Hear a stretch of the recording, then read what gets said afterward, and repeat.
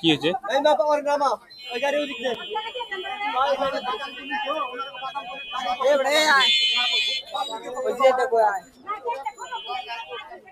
কি হয়েছে?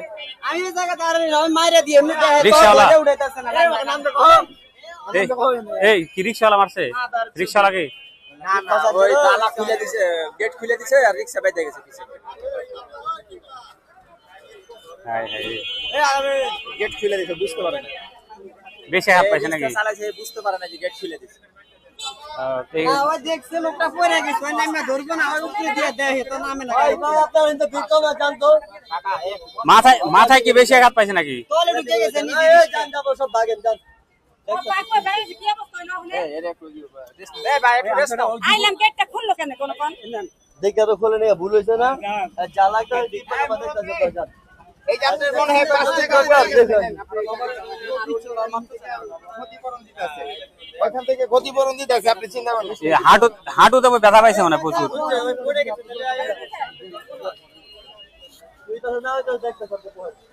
ক্ষতিপূরণ তো যাওয়া যায় দেখতে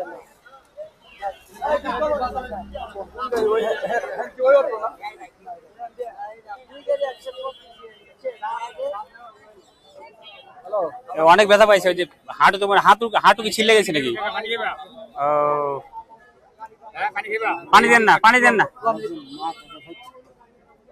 মাথায় ব্যথা পাইছেন প্রচুর? কেটে গেছে হালকা ফাটছে কিন্তু ব্যথা প্রচুর পাইছেন তো?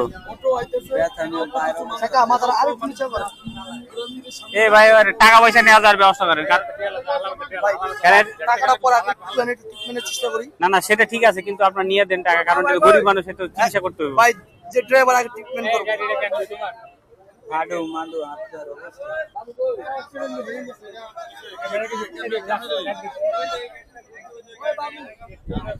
এই ট্রাকের ডালা খুলছিল আর এই অটো চলে আসছে আর লেগে গেছে। যাই হোক ভালোই আঘাত পাইছে, ইনশাআল্লাহ কিছু করার নেই।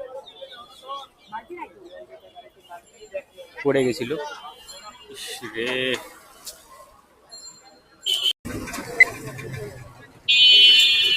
আমি এখন আছি সদরঘাটের ফল বাজারে, যেখানে বাংলাদেশের পাইকারি এবং খুচরা ফল বিক্রি হয়, সেদিকে আমি যাচ্ছি। আর এটা হচ্ছে আহসান মন্দির। আহসান মন্দিরের সামনে এরা খুচরা বিক্রেতা, এরা হচ্ছে পাইকারি কিনে খুচরা বিক্রি করে। তবে বেশিরভাগই নষ্টের পরিমাণটা একটু বেশি এই জায়গায় এবং সস্তায় বিক্রি হয় যদিও। আপনাদের দেখার চেষ্টা করব।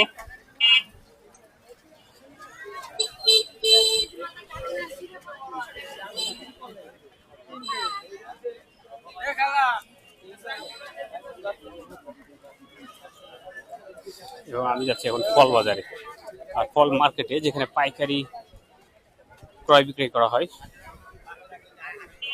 মানে এখানে হচ্ছে বাংলাদেশের সবচেয়ে বড় ফলের মার্কেট এবং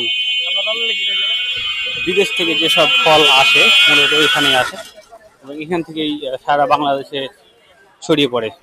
তো আমি যাচ্ছি সেই খেজুরের পাইকারি মার্কেটে। খেজুর, আপেল সহ বিদেশি যেসব ফল বাংলাদেশে আসে সেগুলো কিন্তু এখান থেকে, এবং শুধু বিদেশি নয়, দেশি বাংলাদেশের বিভিন্ন জায়গা থেকে দেশি ফলমূল যেসব আসে